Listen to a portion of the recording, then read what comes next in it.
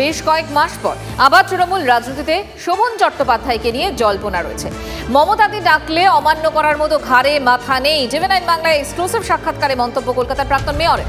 সম্প্রতি শোভন চট্টোপাধ্যায়ের বাড়ি গিয়ে তার সঙ্গে দেখা করেন কুণাল ঘোষ এবং অরূপ বিশ্বাস। এরপরই শোভন তৃণমূলে আবার সক্রিয় হচ্ছেন কিনা তা নিয়ে জল্পনা ছড়ায়।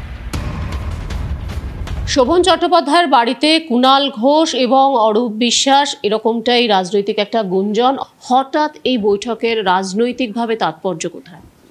আমি জানি না কোন বৈঠকের কথা বলছেন, কিন্তু এটা ঠিক যে আপনাদের সঙ্গেও দেখা হয়েছে আমার বাড়িতে অনুষ্ঠানের মধ্যে কুণাল ঘোষের সঙ্গে।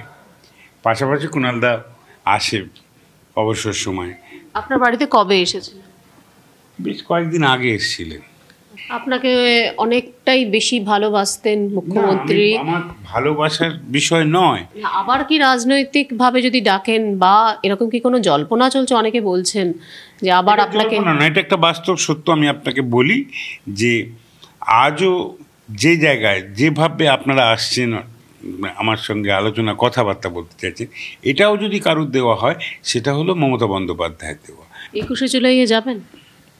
দেখুন, 21শে জুলাই হলে আমরা যারা পুরনো দিনের লোক তাদের মন কাঁদবে না, এটা হয় ন্যাচারালি। 21শে জুলাই যাওয়ার পরিস্থিতি হলে নিশ্চয়ই চলে যাব। অনেকে বলছেন, ব্যাখ্যা দিচ্ছেন যে আপনি নেই, পার্থ চট্টোপাধ্যায় নেই, বেহারার পজিশন অনেকটা নিচে হয়ে গেছে, অনেকটা ভালো ভোটের ফলাফল হয়নি।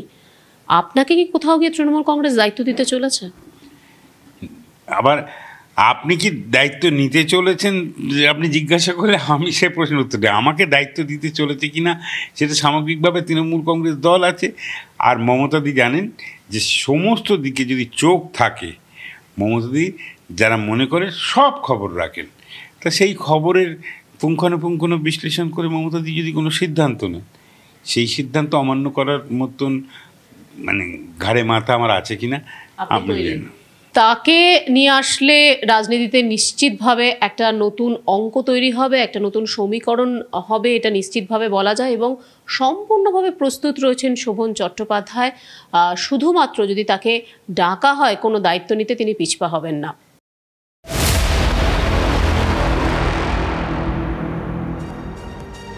এবার যার কথা বলবো, একে একে তিনি সব পরিচয় হারিয়েছেন। লোকসভা ভোটের সর্বশেষ পরিচিতি সাংসদ তকমা সেটাও হারিয়েছেন। এখনো তাকে পরবর্তী দায়িত্ব সম্পর্কে কোনো কথা বলেনি রাজ্য ও কেন্দ্রীয় নেতৃত্ব। আর এই পরিস্থিতিতেই বেজায় অভিমানী দিলীপ ঘোষ। কেউ খোঁজই নেয় না। দিলীপ ঘোষের মুখে এক রাশ অভিমান। ফোনে তিনি কি বললেন TV9 বাংলার প্রতিনিধিকে আসুন শোনা যাক। এই ধরনের কি আছে, পার্টিতে তো কেউ কারো খোঁজই নেয় না, কি চলছে বোঝা যাচ্ছে না। সব কার্যকর্তা আমাকে জিজ্ঞেস করছে কি করবো, আমি তো কাউ কিছু বলতেই পারছি না। না কেউ দেখা করে, না কেউ কথা শোনে, না কারো কাছে সময় নেই কথা বলার, না উচ্চতর না নিম্নতর। এখানে হাজার হাজার কর্মীরা মার খাচ্ছে, কেউ খবর নিচ্ছে না।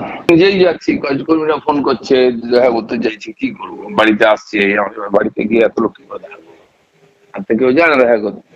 আমি যাচ্ছি, দেখা করছি, তাতে কষ্ট। নিজেরাও দেখা করবে না, আমি দেখা করলে কষ্ট। কি করা যাবে, দেখা করতেও মানা করছে।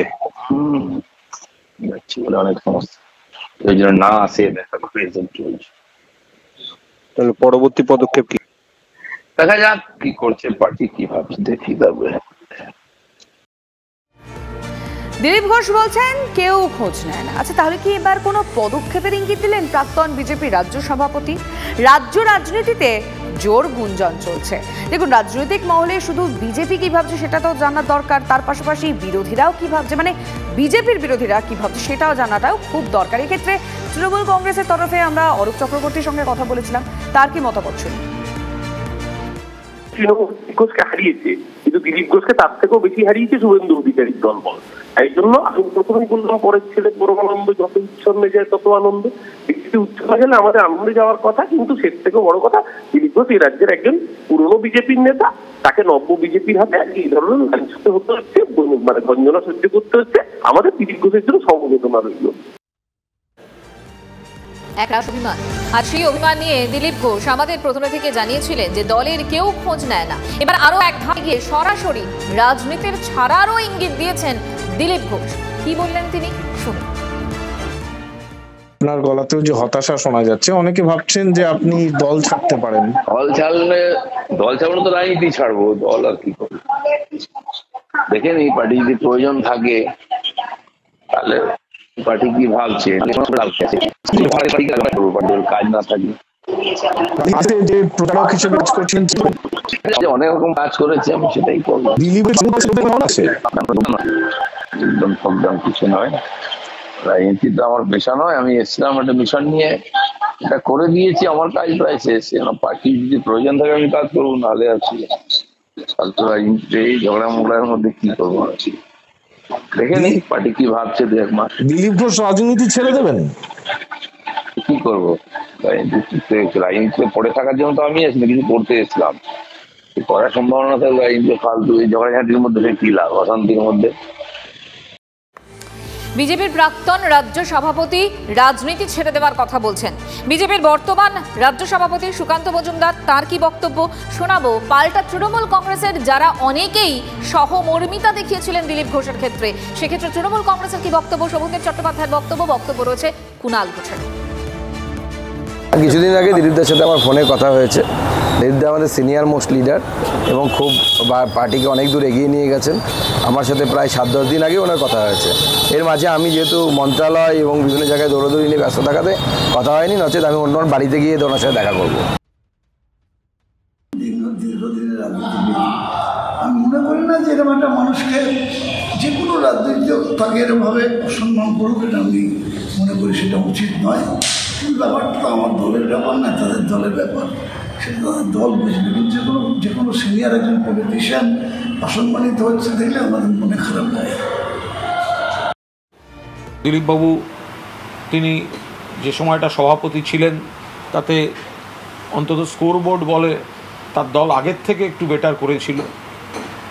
এখন আদি বিজেপি বনাম তৎকাল বিজেপির যে লড়াই আমরা সবসময় বলে থাকি, তাতে দিলীপবাবু খানিকটা অত্যাচারিত হয়েছেন, নির্যাতিতা হয়েছেন, ঘর ছাড়া হয়েছেন। যদি দিলীপ ঘোষের মতো পুরনো সিনিয়র নেতৃত্বকে এতটা অভিমানী, এতটা নির্যাতিত হতে হয়, তো আপনারা ঠিক করুন আপনারা এই বিজেপিটা করে কি করবেন। এই বিজেপিটার কি আছে? কিছু লোক অন্য দল থেকে গিয়ে আপনাদের দলটা হাইজ্যাক করে আপনাদের পুরনো নেতাদের অপমান করে সেই দলটাকে ব্যবহার করছে আপনাদের। তো সুতরাং আপনারা ঠিক করে নেবেন যে কোন দিকে যাবেন।